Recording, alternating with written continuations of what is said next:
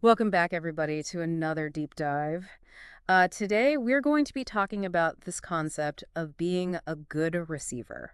Ooh, that's a good one. It's from Secrets of the Millionaire Mind by T. Harv Eker. Right. And it really kind of blew my mind when I first read this. Yeah. And it's something that I think we all can kind of benefit from. Yeah. So basically, the book argues that one of the key differences between rich people and people who struggle financially Okay. is that rich people are excellent receivers, Hmm. and people who are not rich are not good at receiving. That's interesting because you think about like the making and the doing and all that, Yeah. but receiving is a whole other Yeah, it's like a whole other side of the coin, aspect. Yeah. and we don't really think about it that Yeah. much, you know. Yeah. So, And there's some reasons for that. like, what are the reasons? Why would someone not be good at Like receiving? they dives into two main ones. Okay. The first one is unworthiness. Yep. A lot of people just flat out don't feel worthy of being wealthy or having nice things or whatever it is they want. So they're blocking themselves Blocking themselves. Yeah. from getting it. And the second one is this weird thing about punishment. Punishment. Yes. So, like, they feel like if they receive something, then they're going to be punished for it. Yeah, and it's often subconscious. They don't even realize it. Oh, wow. But somewhere along the line, they got this message that receiving good things is bad or dangerous, and it's going to lead to something negative. It's interesting because it's almost like they're afraid of success, Yeah, you know? it is a fear of success or a fear of what comes with success. Right. Yeah, So they kind of sabotage themselves. yeah, exactly. Like they get close to something good and then They push it away. they push it away. Or they Like, mess it up somehow. yeah, it's so interesting how this, like, subconscious stuff can really impact. Our lives completely. Yeah. Yeah, absolutely. So what do we do about it? Like, how do we break out of that cycle? Well, Eker, he has this great analogy in the Right. book about squirrels. You know how they gather nuts for the winter? Right. He says you never see a squirrel out there, like, questioning its worthiness to gather nuts. Right. You know? They don't sit there and go like, oh, do I deserve these nuts? They just do it. They just do it. They're like, nuts. Got to get 'em. Right. It's like in their nature. Exactly. And they're not worried about getting punished for having a big stash of nuts. Right. They're just like preparing. They're just doing what they're meant to do. Yeah. And it's like we humans, we make it so much more complicated. Way more complicated than it needs to be. We have all these stories in our heads and all these beliefs. Yeah. And it's like the squirrels, they don't have that.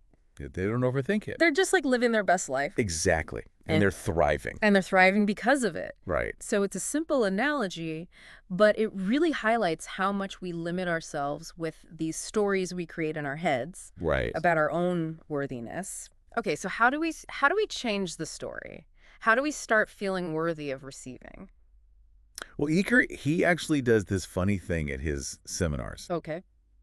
He calls it the worthiness ceremony. The worthiness ceremony. Yeah, he has everyone dress up in their finest clothes, Okay. like suits and gowns, Wow. and then he has them all kneel down. Okay. And he goes around and declares each person worthy. He's like knighting them or something. Kind of, yeah. He even has like a scepter. No way. Yeah, it's That hilarious. is funny. But it's also a really clever way to drive home the point Okay.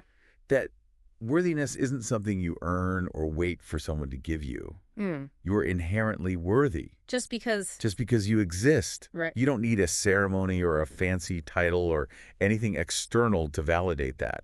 So it's all about changing the internal story. Exactly. Like an inside job. It is. You have to decide that you are worthy, Yes. and then the external stuff will start to reflect that. Yeah, it will. That's powerful. It is. So another thing that Eker talks about in the book is this idea that it's better to give than to receive, Oh, yeah. which is something that a lot of us have probably heard growing up. Right. But he actually calls it hogwash. Yeah, he doesn't mince words. He doesn't. He's like, that's complete BS. Why does he say that? Because he believes that giving and receiving are two sides of the same coin. Okay. You can't have one without the other, Right. and they're both equally important. He uses this really cool analogy to illustrate this. Oh, tell me about it. It's about when he was building a lean-to in the forest, Okay.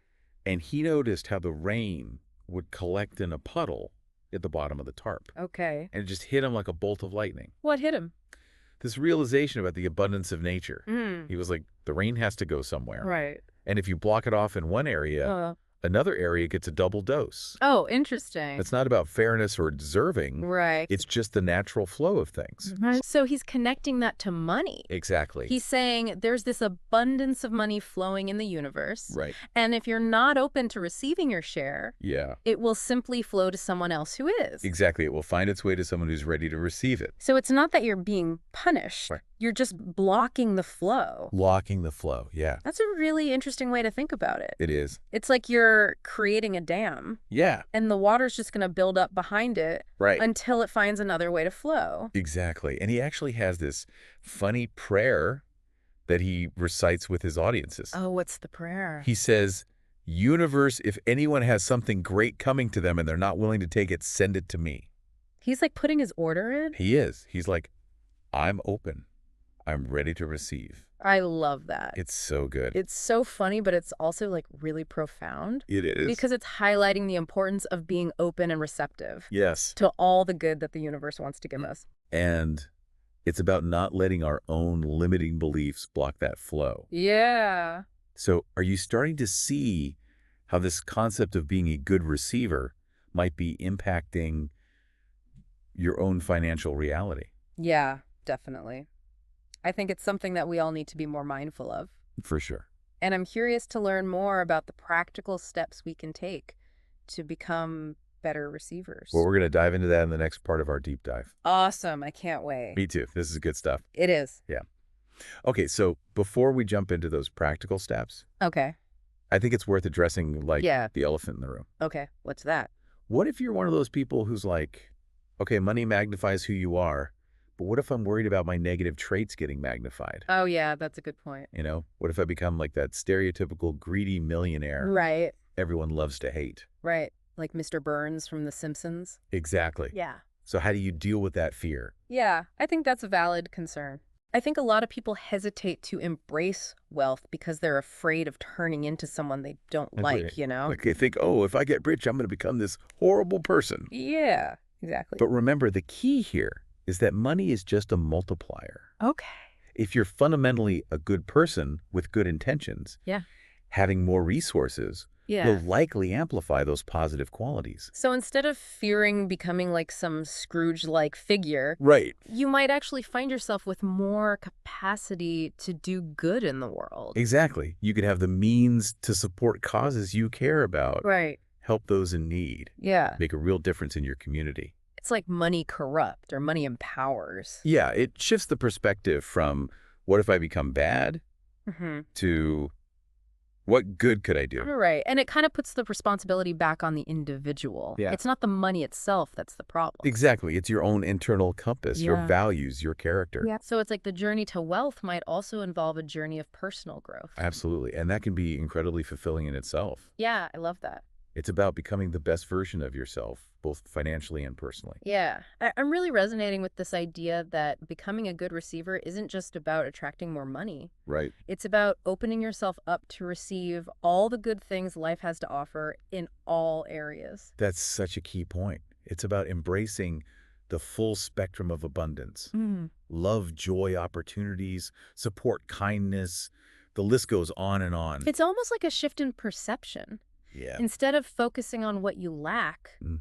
you start appreciating everything that's already flowing into your life. It's about cultivating an attitude of gratitude and appreciation for all the blessings, both big and small. So how do we actually put this into practice? Right. How do we become better receivers in a tangible way? Yeah. What are some actionable steps we can take? Well, Eker suggests starting small. For Okay. example, practice saying thank you genuinely when someone gives you a compliment. Don't deflect it or downplay it. Okay. Just receive it with grace Okay. and allow yourself to feel appreciated.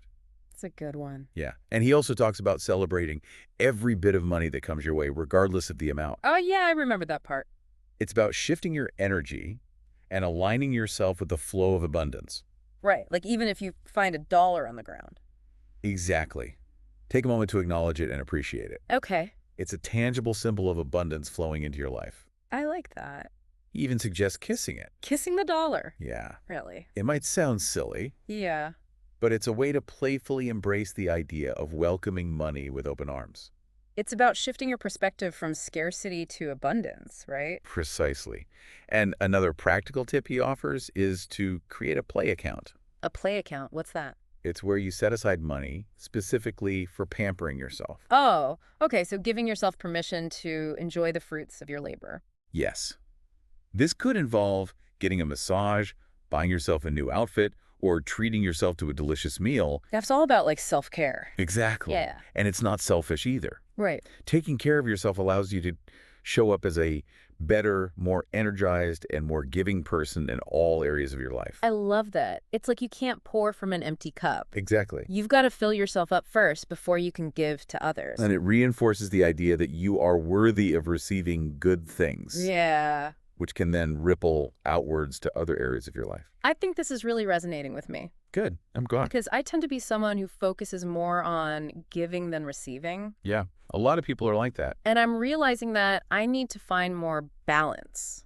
It's about finding that equilibrium Right. between giving and receiving Yeah. and recognizing that both are equally important. So it's like an ongoing process. It is. It's not something you achieve overnight and then you're done. It's a practice, a conscious choice you make every day to open yourself up to the abundance that's always available to you.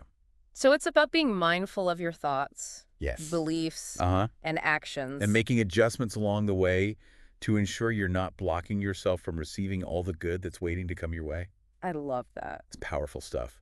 And it's not just about material things either. Right. It's about being open to receiving love, support, opportunities, joy, peace, and fulfillment in every aspect of your life. Yeah, it's about recognizing that you are worthy of receiving all the good the universe has to offer. Exactly. Yeah. And as you become more receptive, Yeah. you might be surprised at the ways abundance manifests in your life. Oh, yeah, for sure. It could be a financial windfall, Okay. a fulfilling relationship, or simply a sense of deep contentment and peace. That inner peace. Yeah, it's about expanding your capacity to receive and allowing yourself to experience the fullness of life. So are you ready to embrace your role as a good receiver? So we've spent this whole deep dive talking about this idea of becoming a good receiver. Yeah, And honestly, it's really got me thinking, you too. like this idea that it's not just about attracting more money. It's about being open to receiving all the good things in life. It's about abundance Yeah. on like every level. Exactly. And I think one of the most powerful things I'm taking away from this Okay. is that it's an ongoing journey. It is a journey. It's not a one-time achievement. Right. You don't just like arrive at good receiver and then you're done. Right. It's a practice. That's Exactly. a choice you make every day. Open yourself up Yes.